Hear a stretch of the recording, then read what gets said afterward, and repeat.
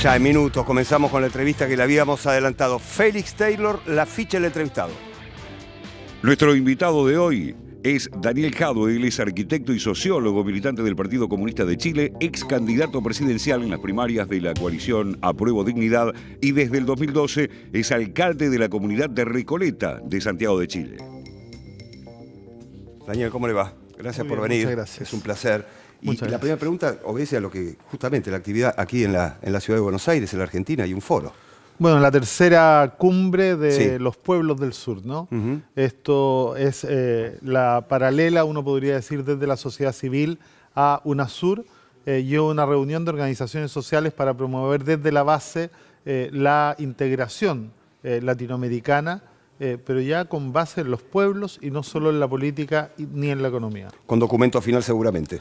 Así es, se está ya redactando, hoy día está Bien. el trabajo en comisiones, en la tarde hay 5 comisiones, en la mañana estuvo el plenario Sí. de apertura con la presencia del expresidente Evo Morales. Bien. Juan. Daniel, Augusto. ¿cómo estás? Muy bien, muchas bienvenido. gracias. Bueno, lo primero que te quiero preguntar es cuál es tu análisis del actual rumbo político, ¿no?, que está llevando adelante el gobierno de Gabriel Boric. Vos competiste con él en las primarias de Apruebo de Dignidad. También has tenido tus críticas al rumbo. Se habla mucho de un giro al centro a partir de la incorporación de nuevos ministros más ligados a la desconcertación. ¿Cuál es tu evaluación de este tiempo de gobierno? Todos los gobiernos creo que tienen luces y sombras, ¿no? Y el gobierno de Gabriel ha avanzado mucho en una serie de aspectos. Tiene algunas políticas habitacionales muy progresistas, como por ejemplo el Plan Nacional de Viviendas, ¿no? Es un plan de emergencia, porque tenemos un problema gravísimo que ha sido heredado del gobierno anterior, que casi no entregó ningún subsidio ni avanzó significativamente en la construcción de viviendas, y agravado por la pandemia, en donde con la crisis económica mucha gente dejó de pagar los dividendos, los alquileres, ¿no? Y terminó viviendo en la calle. Hoy día la gente que está en situación de calle ha crecido significativamente y hay un aumento de los campamentos en Chile muy importante. Ha habido un muy buen acuerdo con la CUT en los primeros meses de gobierno, pero claro, también hay otras cosas que quizás no se condicen. Esto, lo que más discusión ha generado ha sido la aprobación del TPP-11, en donde el presidente Gabriel Boric, que siempre fue contrario al TPP-11, como la mayoría de los ministros del Frente Amplio, no retiró el tratado desde el Senado y permitió que se aprobara un tratado que lesiona, desde la perspectiva de muchos y muchas, gravemente la soberanía de nuestro país, ¿no? Es importante recordar esto hoy día, que se están cumpliendo 17 años de cuando Latinoamérica le dijo no al ALCA, precisamente porque le ponía el pie y dificultaba la industrialización que América Latina requiere para poder ponerle valor agregado a los productos y a las materias primas que nosotros les exportamos a todo el mundo, ¿no? ¿En qué consiste el TPP? Bueno, el TPP-11 es un tratado que primero no amplía los mercados, ¿no? Nosotros ya tenemos tratados de libre comercio con todos los países con los que se firma el TPP-11. Y de los 30 capítulos que tiene, 5 son referidos a comercio y 25 son referidos a darle garantía a las inversiones extranjeras, creando cortes especiales para que las empresas puedan demandar a los estados firmantes si cualquier cambio en la política de estos estados pudiera lesionar gravemente las expectativas futuras de rentabilidad, ¿no? Es decir, si un país quisiera industrializar, si un país quisiera, por ejemplo, hacer una industrialización verde y esto afectara las ganancias de alguna empresa que ya está operando desde antes, podría ser demandado. No evita que se puedan tomar estas políticas, pero las encarece significativamente y eso para los países de América Latina es tremendamente delicado. Alcalde, bueno, primero muchas gracias por venir. Muchas gracias. Esta semana se presentó el proyecto del cambio de las AFP, de las jubilaciones, que diría es uno de los principales temas del estallido social o de las demandas del estallido social. Escuchaba un poco una crítica por derecha, ¿no?, de creer que las AFP, las jubilaciones privadas, van a terminar, a menos como se conocen hasta ahora, pero también escuchaba una crítica más de izquierda de decir que al final no se modifica tanto. Primero, bueno, consultarte, cómo ves esta situación con respecto a las pensiones y qué puede avanzar con las demandas principales justamente con un proceso constituyente que quedó estancado con el rechazo. Quiero decir, Gabriel Boric puede avanzar justamente en estas medidas como las pensiones sin un cambio constitucional. ¿Cuál es su margen? A ver, es importante entender el contexto, porque lo que ustedes explicaban de lo que está pasando en Brasil también ocurre en Chile, ¿no? Gabriel gana con un porcentaje tremendamente importante, más del 54% de los votos, pero en el Congreso se da un empate que dificulta, ¿no?, o al menos ralentiza la posibilidad de llevar a cabo el programa si es que no se aprobaba la nueva Constitución. La diferencia era que la nueva Constitución obligaba al sistema político a aprobar determinadas cosas y lo mandataba. Al no suceder eso, efectivamente esto se torna mucho más complejo, sobre todo porque además de las demandas del estallido social hasta el día de hoy no hay ninguna que haya sido resuelta, ¿no? O sea, Chile está desmovilizado, Chile está además pasando por un shock que tiene que ver con una crisis económica importante, la que estamos viviendo todos, con una inflación, producto no de un fortalecimiento de la demanda interna, sino que de la guerra en Ucrania, y esto ha generado mucho malestar. Entonces, en ese contexto, esta reforma está lejos de ser la reforma que se comprometió y los cambios que queríamos en Chile para el sistema de pensiones. De hecho, el negocio privado de las pensiones, no hay que creerle a la derecha llora siempre en Chile y genera, ¿no?, una posición para fortalecer su posición negociadora. El negocio sigue vigente, ¿no? Cambian las AFP de nombre, pero siguen estando a cargo de gestionar las inversiones privadas y van a seguir apostando las inversiones, van a seguir apostando los fondos de los trabajadores en esta ruleta del mercado de capitales, ¿no? En los últimos 6 meses perdieron más del 10% las cuentas que ellos administraban, a pesar de que ellos han tenido utilidades de 1.200 millones de dólares, 1.200 millones de pesos por día en los últimos 6 meses.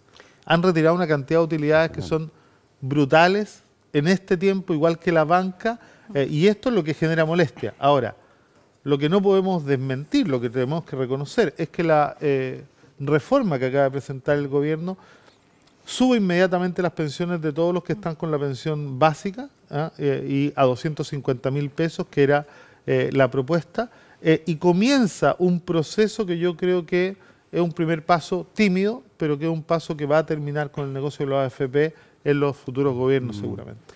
Daniel, hablabas recién del proceso constituyente, te quiero llevar un poco hacia ahí. Primero, tu lectura acerca de lo ocurrido, si crees que, como dicen algunas voces, la izquierda sobredimensionó algunas de los, o el mandato popular, digamos, que estaba en las elecciones de inicio del proceso, por un lado, y después cómo sigue. O sea, vemos negociaciones estancadas, partidos políticos que no se ponen de acuerdo, hay efectivamente una traba por parte de buena parte de la derecha hacia el futuro de ese proceso. ¿Cómo lo estás leyendo? Lo primero es que yo no creo que la convención haya sobredimensionado ni se haya pasado a 3 pueblos, como dicen algunos, en lo que fue la propuesta constitucional. Yo la propuesta constitucional la considero, como la consideraron muchos actores mundiales que la analizaron, una propuesta muy ajustada a las demandas sociales, a la realidad del país, pero también una propuesta que nos permitía mirar el futuro de Chile, ¿no?, con las tendencias que hoy día se están viendo a nivel mundial.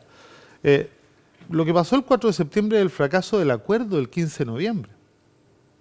Y yo creo que el acuerdo del 15 de noviembre se revela como un acuerdo que tenía por objeto hacer fracasar el proceso constituyente y mantener la constitución de Pinochet. ¿Por qué lo digo? Es un acuerdo que primero no contemplaba financiamiento estatal para las campañas. Y por lo tanto se generó en la campaña del apruebo y del rechazo una asimetría en donde los partidarios del rechazo, que eran una, entre comillas, minoría, obtuvieron 5 veces más recursos que los partidarios del apruebo.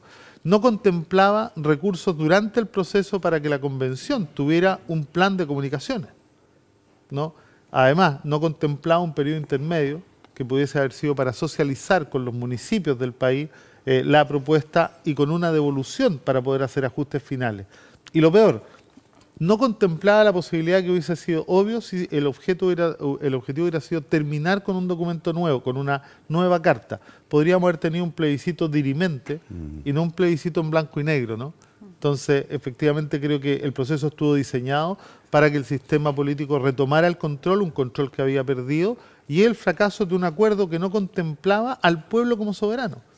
Y este es el fracaso que además va a costar un tiempo, pero que no tengo duda el pueblo va a retomar el camino del cambio constitucional y va a depender de la reacción del sistema político. Porque si alguien quiere pasar en Chile del no lo vieron venir a aquí no ha pasado nada, les va a estallar en la cara de nuevo y va a ser mucho más difícil. Ahora, el proceso tiene que seguir, pero tiene que seguir con más democracia y no con menos democracia. Y la derecha, envalentonada por el 62%, que es multifactorial, tiene algo de crítica al gobierno, tiene algo de crítica a la campaña, que no fue una buena campaña, tiene algo de crítica al funcionamiento de la convención, pero sobre todo, ¿no? Tiene una respuesta a una campaña llena de mentiras. O sea, aquí estamos tratando con un sector político, no solo en Chile, ¿no?, para el cual la verdad ha perdido todo sentido, razón y valor. Le importa un bledo salir a mentir y a inventar cuentos con tal de mantener sus privilegios, tanto así que 2 semanas después de la derrota empiezan los retiros de utilidades multimillonarios, comienza la extorsión al gobierno de Gabriel Boric, ¿no?, y este intento de bloquear el proceso para poner como condición de que no mueva un pelo la Constitución de Pinochet. Daniel, bueno, te quería preguntar por el tema de la conflictividad mapuche, que es uno de los puntos más problemáticos de la agenda de Gabriel Boric, del gobierno. Y por otro lado, quería preguntarte, ¿cómo crees que se construye poder popular con una situación adversa en las instituciones, dentro del Parlamento? A veces pareciera que los gobiernos progresistas dicen, bueno, la verdad es que la oposición es tan grande, el poder político, el poder mediático y económico está en contra nuestro. ¿Cómo se construye entonces poder popular? O sea, serían las dos preguntas, los mapuches y el poder popular. No creo que la conflictividad mapuche sea un problema en Chile. Aquí hay que separar claramente lo que es la causa mapuche por sus derechos ancestrales, que tiene un apoyo mayoritario en todo el país, de 2 temas esenciales, que son el robo de madera, dentro de los cuales hoy día, en los últimos días, hemos visto que se han tomado prisioneros, incluso empresarios forestales ligados al robo de madera, a funcionarios del Estado, de carabineros ligados al robo de madera, y ha empezado a salir a la luz, ¿no?, una organización criminal que utiliza como excusa la causa mapuche para enriquecerse y hacer un comercio ilegal, que es una batalla entre capitalistas, que se entiende en ello. Entonces la conflictividad mapuche saquémosla como discurso porque efectivamente no es una realidad. El 99,9% de las comunidades mapuches son comunidades pacíficas, son comunidades que dialogan con el Estado y que sufren hoy día la represión del Estado por una deuda histórica que nadie ha sido capaz de pagar. Este gobierno ha invertido más plata, el de Gabriel Boric, en restitución de tierra que en los últimos 3 años el gobierno de Piñera. Y por lo tanto creo que se va avanzando en ese camino, más allá de que yo no comparta el hecho que se mantenga militarizada la zona. Hoy día he recibido un documento, una declaración pública de una escuela a la cual le informan que donde se van a apostar efectivos militares al lado de una escuela. Entonces uno dice, mira, la verdad que esto es sumamente conflictivo porque se hace cargo de este discurso que está inventado desde la extrema derecha con los medios hegemónicos que también son de extrema derecha en Chile y que tratan de culpar al pueblo mapuche por los delitos que sus propios dirigentes muchas veces esconden y promueven, ¿no? Y en el segundo tema, yo creo que este es un tema que es el más relevante sobre todo para la izquierda latinoamericana. Nosotros en 100 años como izquierda latinoamericana pasamos de ser una izquierda que estábamos en la calle y fuera de todas las instituciones a ser una izquierda que hoy día estamos en todas las instituciones y muy lejos de la calle, ¿no? Hemos perdido el trabajo con la base, hemos perdido la disputa del sentido común, hemos perdido y hemos además abandonado herramientas teóricas, metodológicas y prácticas en política, y yo creo que hay que remirar ese proceso, remirar sobre todo esta pugna en donde las luchas de la representación han terminado sepultando las luchas de la redistribución, que eran las que primaban como contradicción principal, que para mí sigue siendo la principal, la contradicción capital-trabajo. Y por último, además, decir que efectivamente hemos sido laxos como izquierda en entender el rol que juegan las comunicaciones hoy día, ¿no? Y por lo tanto tenemos una deuda histórica ahí, sobre todo en esta disputa del sentido común. Y yo creo que es posible. De hecho, en la comuna que a mí me toca dirigir, soy hace 10 años alcalde, Antes de nosotros gobernaba la extrema derecha en Chile, la UDI, el partido de Pinochet, el partido de la dictadura. Y nosotros teníamos un 2% de los votos. En 5 elecciones hemos pasado del 2% al 65% y a controlar 2/3 precisamente del Consejo Municipal, porque este trabajo es la base del que se hace.